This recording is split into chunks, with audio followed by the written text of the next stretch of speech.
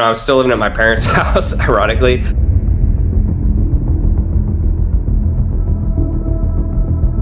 But I remember going downstairs to my parents. I said, hey, I'm going to be a millionaire. I just I did it. Like I figured it out, because at that point, once you figure out something that works, it's just how fast you can replicate it over and over again. It's just how fast you can replicate it over and over again.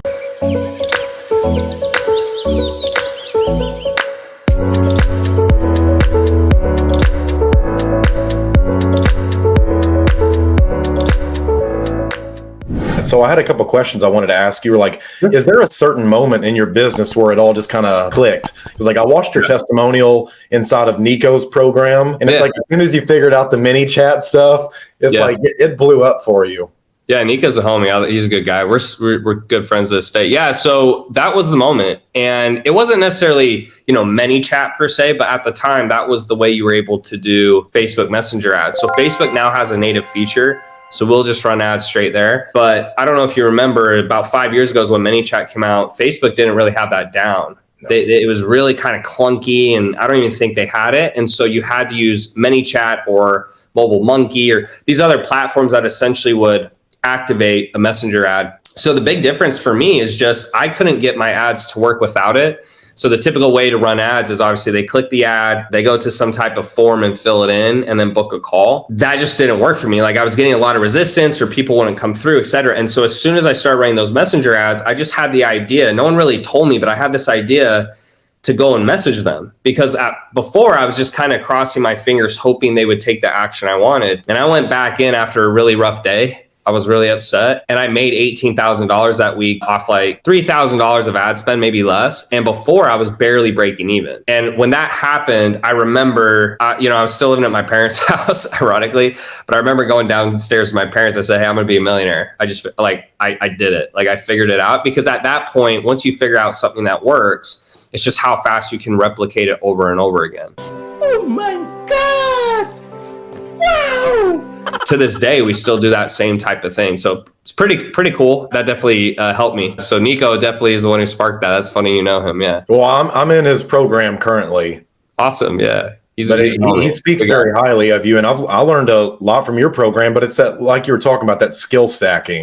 I know 100% I'll cross over a couple million in the next year again. But it's like the funny thing you brought up with Alex is that those chargebacks, like I just ran into the same thing twice in the last 6 months. I made a shit ton of money from running paid ads. My Stripe was just overloaded, ready to pay out. $1,500 chargeback comes in. Account's frozen for 180 days. It's like, I just lost everything I've done.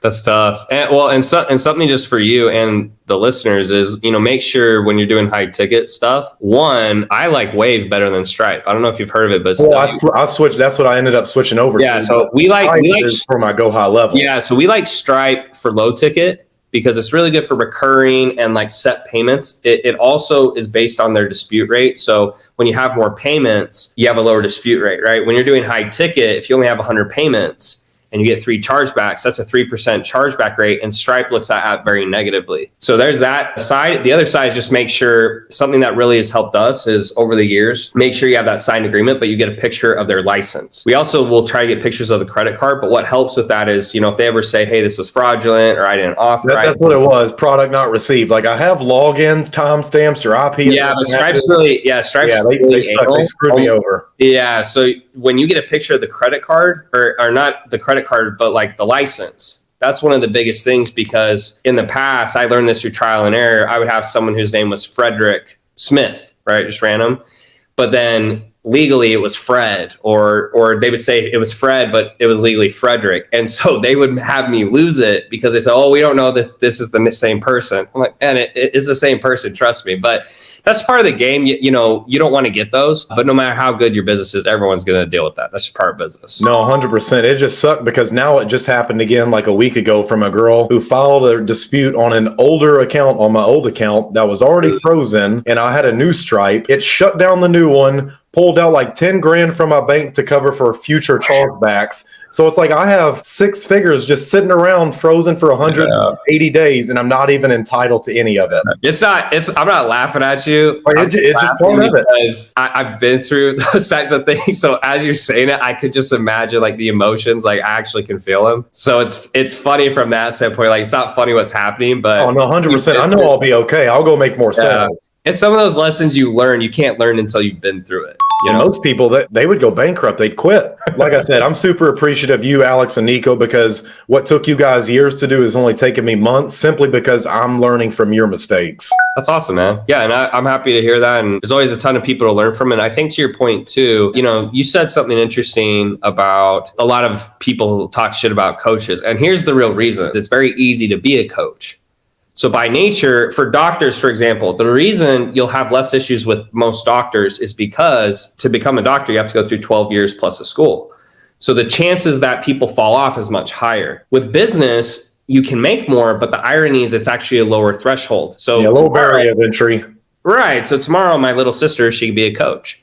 So by nature, 80% of the coaches are going to be bad because of the 80-20 rule. So that's number one. And then number two is just understanding the size of the business. So you have to remember, some people will make statements and say, hey, like I don't get a lot of chargebacks, or, I don't get bad reviews, or whatever it is.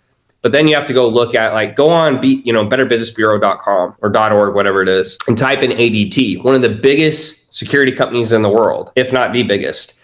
They have horrible reviews, on Better Business Bureau, but they're considered a legitimate company, and they probably have, tens of thousands more positive reviews. So there's kind of two parts to the coin. Is part of it is just understanding there is a lot of bad coaches and trash out there. On the other hand, is also understanding from like a coaching perspective or service, the reason it's hard is because people come in with different skill sets. And so, I could come to you, Mason, and, hey, Tanner, I want to work in your program. And I could tell you the truth and this and that. But the reality is, if you have these skills, if you went through Nico's program and Hermosi and all these other people, you have a higher chance to succeed than Susie, this is her first time through, or maybe she's shy to talk to people.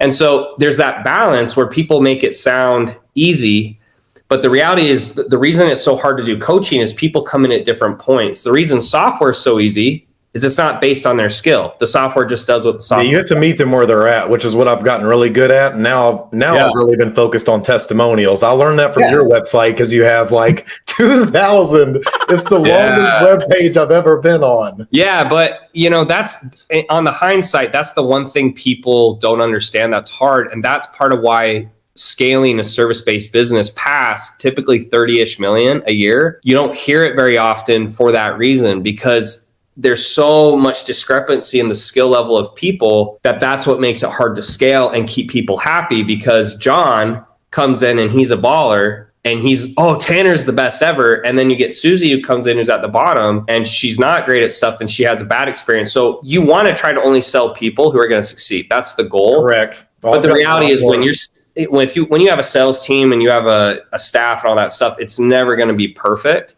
And so anyways, I just wanted to throw that in, because now that I've been on both sides of the coin, where I was just a client and now I've been a coach, it's usually in the middle. It's apples ruin the tree. You got these 18-year-old dating coaches with their two Tinder dates of experience. Those are funny. But yeah, just like you said. And so I don't ever want to put someone down for trying. I think someone who is trying their best but isn't very good, I respect a lot more than someone who maybe has more skill, but they're not even trying. But I just think going in with that open mindset, because for me, I went into coaching thinking every program I took had to help me. And you want it to, but now I go, 80% of the money I've spent on coaching, I would consider a bad investment, but it still helped me because it showed me, hey, don't do this. This is wrong. That's wrong. But people don't view it that way. So if I've spent, $2 million on my personal development to this point, I'd say about, 1.6 million, 1.5 million or so was probably what I would consider a bad investment. But you have to know that's part of the game. Oh, correct. Like I've only invested $250,000 into like coaches, courses, and masterminds. And it's like 80% of that was just buying mistakes. But it's like people expect to go through one coaching program and save their life. It's like you can get lucky, but it's highly unlikely. Yeah, it's a girlfriend. You're going to date 10, you'll marry one.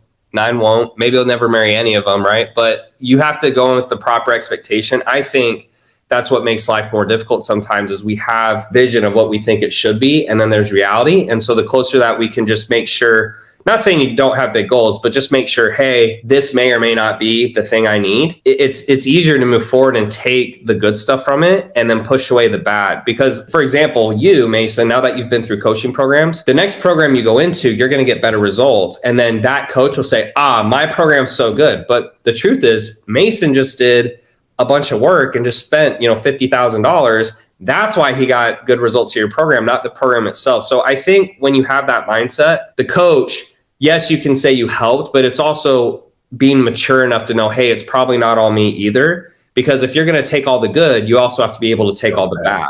So it's kind of in that middle ground where what can I do to make my program better, but also don't believe everything you hear good and bad. That's the one reason I shut off my ads after hearing Hormozy is most people, they'll make one sale, turn on paid ads and keep them on. And you're always just trying, eventually you'll hit that hypothetical max. And it's like, I've made sales now. Let me make the product so phenomenal that it just grows word of mouth. And that's how it's doing it now. That's awesome, huh? Yeah. And you know what? If you can grow it word of mouth, that's 60% of my expenses every month in my companies. 60% of what we spend on average, not always, but on average, it's about 60% of our expenses is ads. And so if you take that away, that's where you get Logan Paul, Mr. Beast, Kim Kardashian. That's why those people make so much money, because they're not having to pay for people to find out who they are or what they're selling. So if you can do it that way, it's a lot easier to grow. And that's part of why Gym Launch did so well, because it was so referral. They had so much word of mouth. That's part of why it did so well. Well, that's why it's so cool to see you focusing on branding now. So it's just like, okay, I'm doing the right thing. Just have to play the long game. I'll get to where he's at eventually. Yeah.